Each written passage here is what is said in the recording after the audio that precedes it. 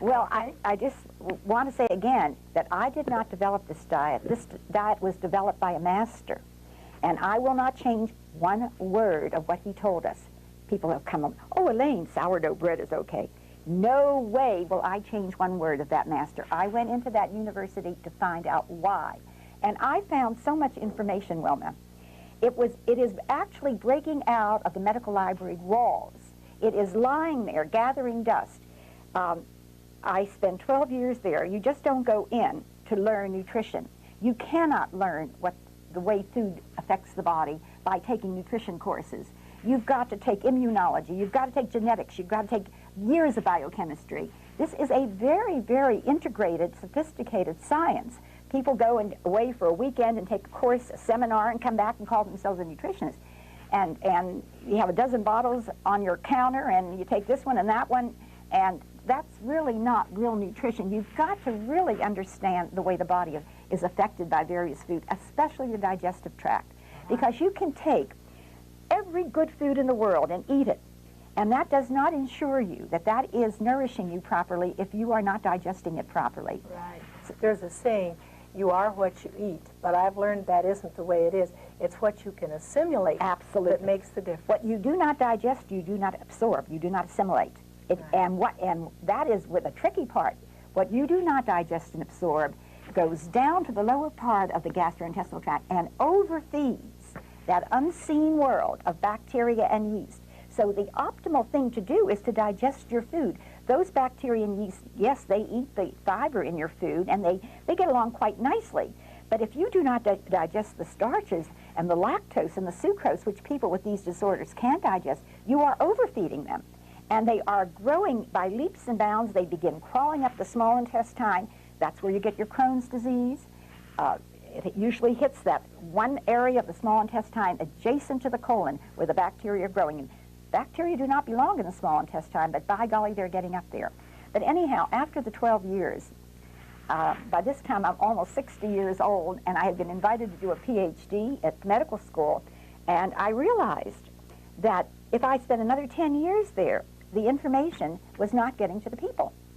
And I was still at heart, my first priority was getting information to people such as Herb and I had been, who were struggling for information. For 3 years, we were almost destroyed because we could not get any information. We kept saying, surely what she eats has something to do with it. Food has nothing to do with it. Food has nothing to do with it. And people are still being told that food has nothing to do with digestive problems. That is ludicrous. So I wanted to get this information out to the parents and the spouses and the people who were taking care of loved ones and didn't know what to feed them. They're told, feed them what agrees with them. Well, you can't figure that out because you can eat something in the morning that can affect you at night or the next day.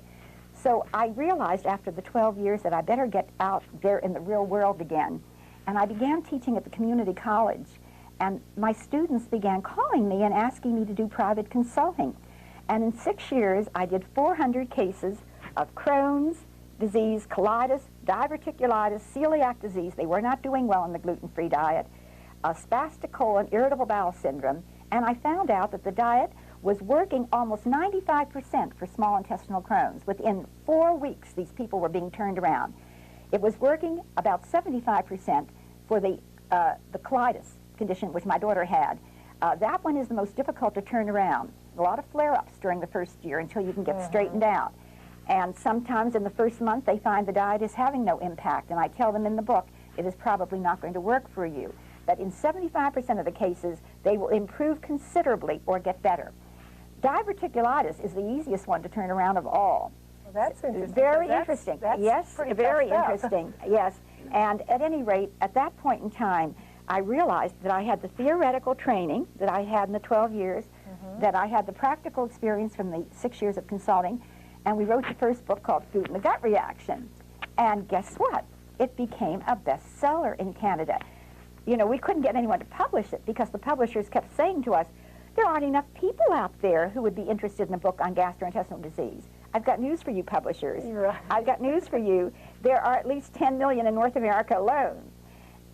And in fact, the book, you don't have to go on the diet when you buy the book, but you learn a lot about the digestive tract. But at any rate, we were on a show, a TV show similar to yours. It's on every day comes out of Toronto, and I was on for 10 minutes after the book had been out 2 years, and in 10 days, we shipped out 23,000 books, which is only saying one thing, that the people out there are salivating for this information. They cannot get it anywhere, and the library is breaking at the seams with it. So what I've done, what I did in my first book, and what I expanded in the second book, Breaking the Vicious Cycle, was to get the research data and put it together in my hypothesis. The diet is Dr. Haas's, but I went, and in light of all the research, there is so much research being done. In light of all the research which has been currently done, I've put it together in what we call a hypothesis. This is to explain why it's working. It may not be accurate. Maybe somebody will come up with another hypothesis 2 months from now. Fine, be my guest. But this was the best I could do. So, and then that's the first part of the book. And the second part of the book is the recipes.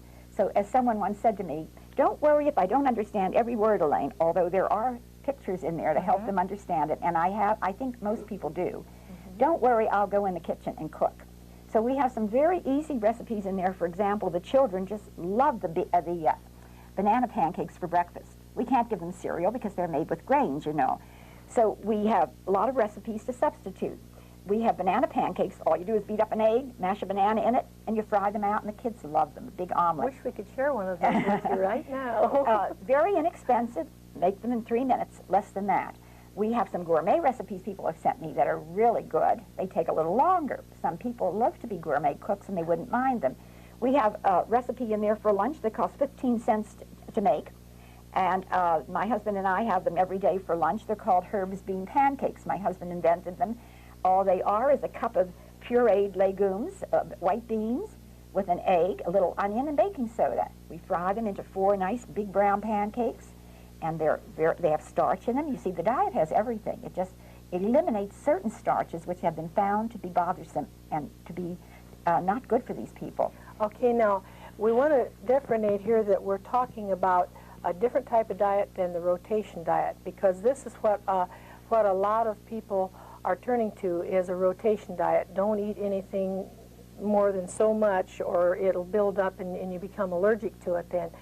But as Elaine begins to unfold what this is really all about, she's touched on it a little bit, but to get into understanding it better, maybe we could take your chart on the digestion and you could explain that just a little bit for the people. Okay, and I would also like to make a comment, if you don't mind, that there is a similarity between, there is a common denominator between the rotation diet. It helps a lot of people. The reason is both of us are working with the immune system. Right. The rotation diet is used because of food sensitivities, and the principle being that if you skip a few days between eating certain things, they're not going to aggravate your immune system. But in fact, the latest research is showing that the reason the immune system is developing all these allergies is because of the overgrowth of bacteria and yeast in the intestinal tract. I mean, they do have a similarity, and they're not contradicting each other. But they're both dealing with the immune system. That's why I said you have to know your immunology when you're working in this area. So, in fact, if people are happy with the rotary diet, be my guest if it's helping them. The idea is, though, that what we're trying to do with this diet is to decrease the overgrowth of yeast and bacteria in the colon, because that is the incubating tank.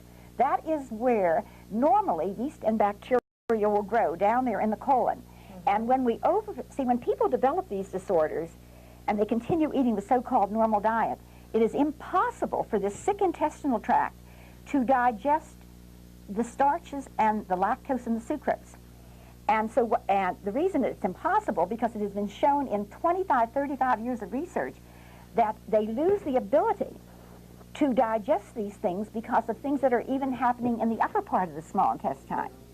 So what we have to do is eliminate those sucrose and lactose and some of those starches so that they won't go down to the colon and overfeed the bacteria, because all these guys down here, these bacteria and yeast, want to do is make babies. They want to multiply, they want to proliferate, and that's all they're interested in. And when they overgrow, that's where the problems come in, because they produce gases, they produce toxins, which will poison the entire system. That's why the neurological problems manifest themselves, why the skin problems manifest themselves. So what we've intervened, And we're using carbohydrates such that we know are easy to assimilate. And so they're getting a well-balanced, nutritious, varied diet. But it takes a great deal of scientific know-how in nutritional biochemistry to know what